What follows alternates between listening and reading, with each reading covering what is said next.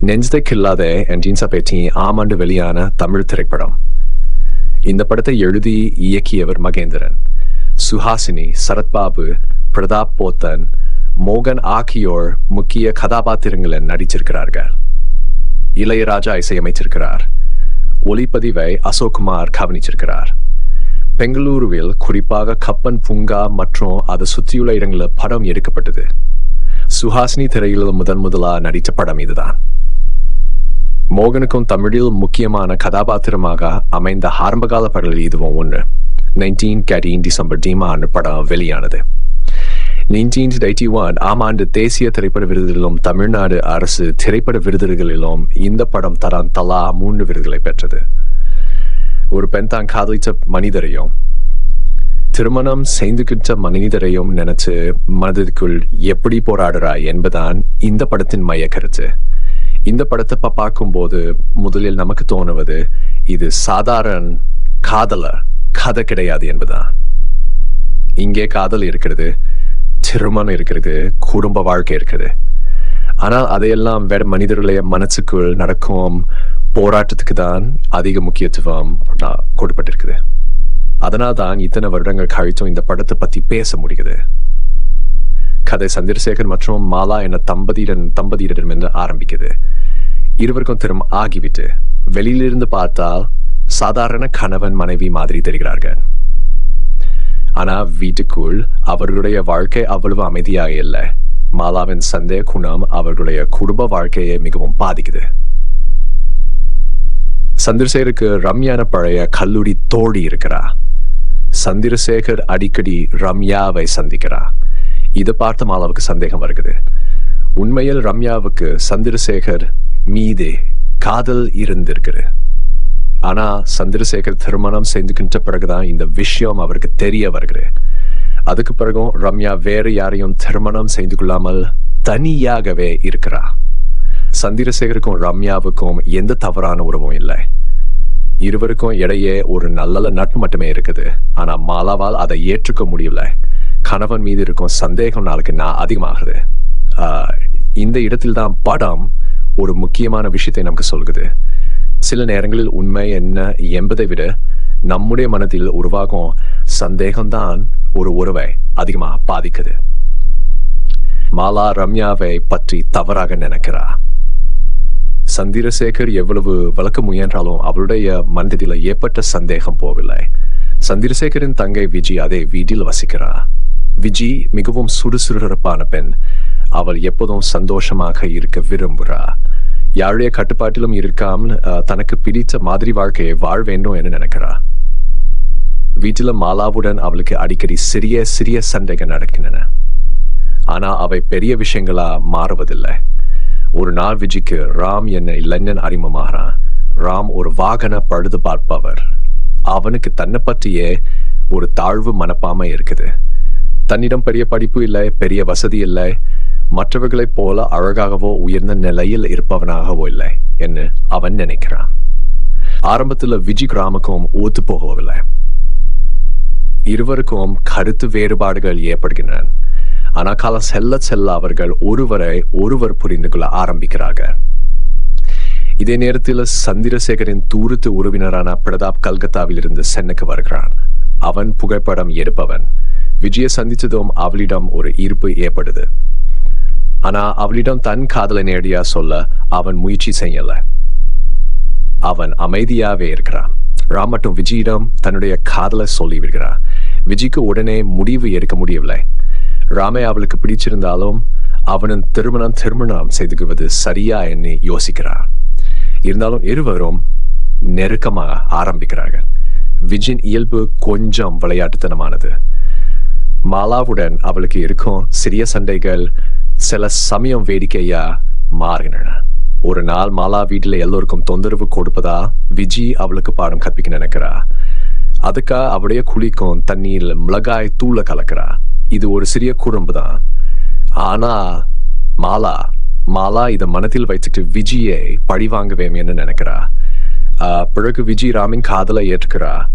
இந்த விஷயத்தை அண்ணன் சந்திரசேகரம் சொல்கிறா. சந்திரசேகருக்கு ராம் மற்றும் விஜி இருவரும் ஒருவருக்கொருவர் பொறுமானவர்கள் அல்ல என்று தோன்றுகிறது. அதனால் திருமண முடிவை மறுபடியும் யோசிக்க சொல்கிறான். ஆனா விஜி தன்னுடைய முடிவில் உறுதியா இருக்கிறா. அவளுடைய விருப்பத்தை பார்த்து சந்திரசேகரும் இறுதியில சம்மதிக்கிறான்.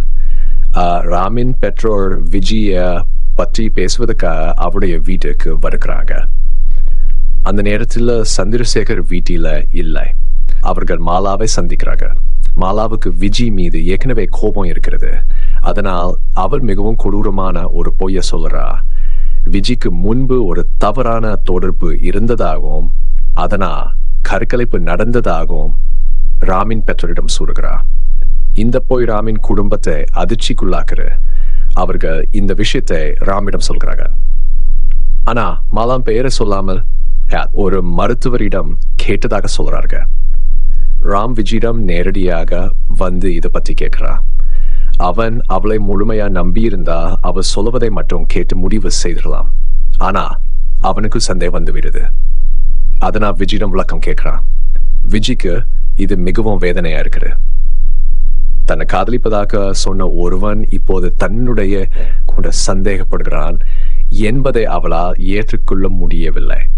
விஜி கோபமா ராமுடனான உறவை முடிச்சுக்கிறா. இந்த இடத்த படம் இன்னொரு முக்கியமான விஷயத்தை சொல்கிற. ஒரு உறவின் நம்பிக்கை உடைஞ்சு விட்டா அதுக்கு பிறகு எவ்வளவு அன்பு இருந்தாலும் அந்த உறவை மீண்டும் பழைய நிலைக்கு கொண்டு வருவது மிகவும் கடினம். ராம் உண்மையை அறியாமல் சந்தேகப்பட்டான். விஜய் அந்த சந்தேகத்தை மன்னிக்க முடியும். விஜய் மிகவும் மனம் உடைந்து போகிறா. அவளுடைய நிலையை பார்த்த சந்திரசேகர் அவளுக்கு ஒரு அறிவுரை சொல்கிறார். பிரதாப் நல்ல மனிதன், முதிர்ச்சியான சிந்தனை கொண்டவன். அவனை திருமணம் செய்து கொள்வது நல்லது என்று சொல்கிறான். விஜய்க்கு முதலில் இதில் விருப்பம் இல்லை. ஆனா பின்னர் அவள் சம்மதிக்கிறார். விஜய்க்கும் பிரதாப்புக்கும் திருமணம் நடக்குது. ஆனா திருமணம் நடந்துட்டா மனதில் இருக்கும் பழைய காதல உடனே மறைஞ்சிடுமா? இல்லை, அதுதான் இங்கே பிரச்சனை. திருமணத்துக்கு பிறகு விஜயால் பிரதாப்ப கணவனை ஏற்றுக்கொள்ள முடியவில்லை. அவள் உடலா அவனுடைய இருந்தாலும் மனதளவிலே இன்னும் ராமிடமே இருக்கிறா. பிரதாப் இதை புரிந்துக்கிறா. அவளை வற்புறுத்துவதில்லை. அவளுடைய மனம் மாறும் வரை அமைதியா காத்திருக்கிறா. ஆனா விஜயின் இந்த நிலை பிரதாப்பையும் பாதிக்குது. அவன் ஒரு புகைப்படக்கார். அவனுடைய மன அமைதி அவனுடைய படைப்புக்கும் தேவை. மனைவியின் மனதில் வேறு ஒருவன் இருப்பதை அவன் புரிந்து கொண்டதா அவனுடைய வாழ்க்கையிலும் ஒரு வெறுமை உருவாகுது. அதே நேரத்தில் ராமுக்கும் திருமணம் நடக்குது. அதை விட ஆச்சரியமான விஷயம் என்னவென்றா, ராம் தன்னுடைய மனைவியுடன் விஜி வசிக்கும் அதே குடியிருப்பு பகுதியில் வந்து குடியேறான். இதனால் விஜயின் மனக்குழப்பம் இன்னும் அதிகமாகுது. கடந்த காலத்தை மறக்க முயன்றாலும் அவ தினமும் ராமை பார்க்கும் சூழ்நிலை இருக்கிறார். இதுக்கிடையில் பிரதாப் தன்னுடைய வேலையை இழக்கிறான். அதனால் அவ கல்கத்தாவுக்கு திரும்பி செல்ல முடிவு செய்கிறான். விஜயும் தன்னுடன் வர வேண்டும் என்பதற்காக அவளுக்கான பயணச்சீண்டையும் வாங்குறான். ஆனால் அவரை வற்புறுத்தவில்லை. நீ என்ன முடிவு செய்கிறாயோ அதன்படி செய் என்று சொல்கிறா. விஜிக்கு என்ன செய்வது என்று தெரியவில்லை. ஒரு பக்கம் ராமின் நினைவு, இன்னொரு பக்கம் தன்னை எவ்வளவு பொறுமையாக ஏற்றுக்கிருக்கும் பிரதாப். அவளா முடிவு எடுக்க முடியாமல் தவிக்கிறா. அப்போது ராம் அவளை தன் வீட்டுக்கு அழைக்கிறா. விஜி அங்கே சென்றபோது ராமின் வாழ்க்கையை பார்த்து அதிர்ச்சி அடைகிறா. ராமின் மனைவி உடல் குறைபாடுடன் இருப்பதை அவள் பார்க்கிறா. ராம் விஜயிடம் ஒரு உண்மையை சொல்கிறான். ஒரு காலத்துல விஜயின் குணத்தை சந்தேகிச்சது தன்னுடைய மிகப்பெரிய தவறுன்னு அவன் உணர்ந்திருக்கிறான். அந்த தவறுக்கான தண்டனையை தானே ஏற்றுக்கொள் வேண்டும் என்று நினைச்சதா தன்னுடைய மனைவியுடன் நல்ல வாழ்க்கையை முயற்சி செய்கிறான். அவன் விஜயிடம் ஒரு கேள்வி கேட்கிறான். தன்னுடைய மனைவிக்கு உடல் குறைபாடு இருந்தாலும் அவளுடன் சந்தோஷமா முயற்சி செய்ய முடியுது.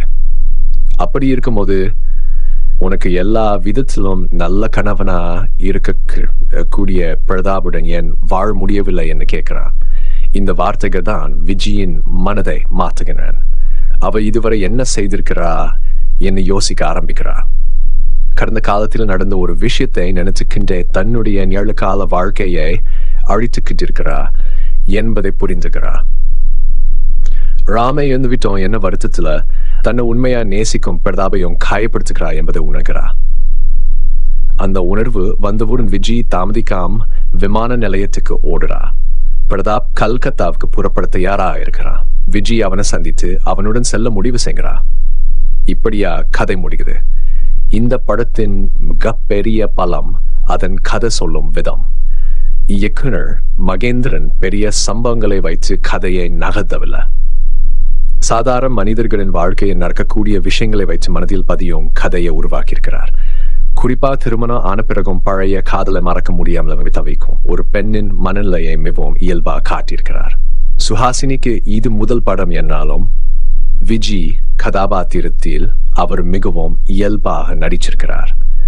விஜயின் சந்தோஷம், கோபம், குழப்பம், காதல், ஏமாற்றம், மனமாற்றம் எல்லாமே முகத்தில தெரிகிறது. குறிப்பாக திருமணத்துக்கு பிறகு மனதளவில் உடைந்து போகும் காட்சிகளில் அவர் அமைதியான நடிப்பா நிறைய உணர்வுகளை வெளிப்படுத்துகிறார். சரத்பாபுவும் அமைதியான நடிப்பை கொடுத்திருக்கிறார். சந்திரசேகர் கதாபாத்திரம் அதிக சத்தம் போடக்கூடியது இல்லை. ஆனால் குடும்பத்தில் பொறுப்பான அண்ணனா அவர் நடந்து கொள்வது நன்றாக இருக்கிறது. பிரதாப் போத்தன் நடித்த பிரதாப் கதாபாத்திரம் படத்தின் மிக அழகான கதாபாத்திரங்களை ஒன்று. விஜி தன்னை மனதார் ஏற்றுக்கொள்ளலை என்பதை அவன் புரிந்து கொள்றான். ஆனாலும் அவளை வற்புறுத்தாமல் காத்திருக்கிறான். அவனைய பொறுமைதான் இறுதியில் விஜயின் மனதை மாற்றுகிறது. மோகன் நடித்த ராம் கதாபாத்திரமும் முக்கியமானது. ஆரம்பத்தில் தாழ்வு மனப்பான்மை கொண்ட இல்லைன்னாவும் பின்னர் தன்னுடைய தவறை உண்டு வாழ்க்கையை ஏற்றுக்கொள்ளும் மனிதனாகவும் அவன் காட்டப்படுறான்.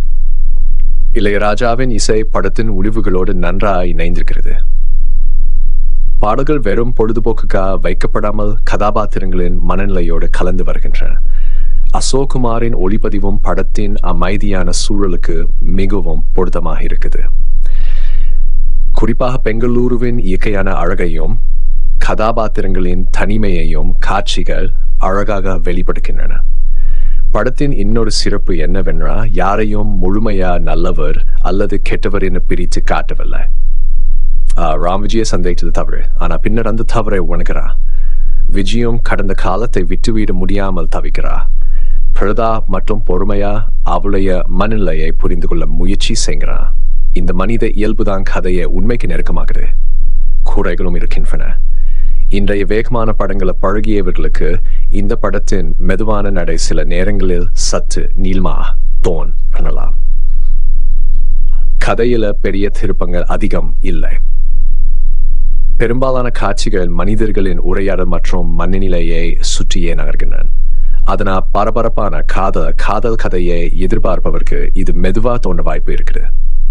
மேலும் மாலா விஜயின் திருமணத்தை கெடுக்க சொல்லும் போய் மிகவும் கடுமையானதா இருக்குது. அந்த சம்பவத்தால் கதை நகர்ந்தாலும் மாலாவின் நடத்தை சில இடங்களில் சற்று அதிகமாக தோன்றது. அதேபோல் விஜய் கடந்த காலத்தை இவ்வளவு நீண்ட காலம் மனதில் வைத்திருப்பது சிலருக்கு புரியாமல் இருக்கலாம். ஆனா அவளுடைய மனநிலையை புரிந்து பார்த்தால் அந்த ஏன் ஏற்பட்டது என்பது தெளிவாகிறது. மொத்தத்தில் நெஞ்சத்தை கில்லாதே ஒரு சாதாரண காதல் படம் இல்லை. காதல் கிடைத்தால் வாழ்க்கை முடிந்து விடாது, காதலை இழந்தாலும் வாழ்க்கை முடிந்து விடாது என்பதுதான் படம் சொல்லுகிறது. சில நேரங்களில் நமக்கு கிடைக்காத வாழ்க்கையை நினைச்சு வருத்தப்படுவதா, நம்மிடம் இருக்கும் நல்ல வாழ்க்கையே நாம் கவனிக்காமல் போய்விடுறோம். விஜயின் மனமாற்றம் தான் படத்தின் உண்மையான முடிவு. அவள் ராமை மறந்து விட்டதா, பிரதாப்பை தேர்ந்தெடுக்கவில்லை. கடந்த காலத்தை கடந்த காலமாக ஏற்றுக்கொண்டு தன்னுடைய நிகழ்காலத்தை வாழ வேண்டும் என்பதை புரிந்துகிட்டதா பிரதாப்பிட திரும்புகிறா. அதனாலதான் இந்த படத்தின் முடிவு மிகவும் இயல்பாக இருக்கிறது. யாரும் வெற்றி பெறவில்லை, யாரும் தோல்வி அடையவில்லை. ஒவ்வொருவரும் தங்களே தவறுகளை இருந்து ஏதோ ஒன்று கற்றுக்கிறாங்க. அதுதான் நெஞ்சத்துக்கு இல்லாத படத்தின் அழகு. காதல் என்பது ஒருவரை அடைவது மட்டும் இல்லை, ஒருவரை புரிந்துக்குவதும் தவறுகளை ஏற்றுக்கொள்வதும் வாழ்க்கையில முன்னேறுவதும் சூட காதலின் ஒரு பகுதி தான் என்ன இந்த படம் அமைதியா நமக்கு சொல்லிவிட்டு செல்கிறது.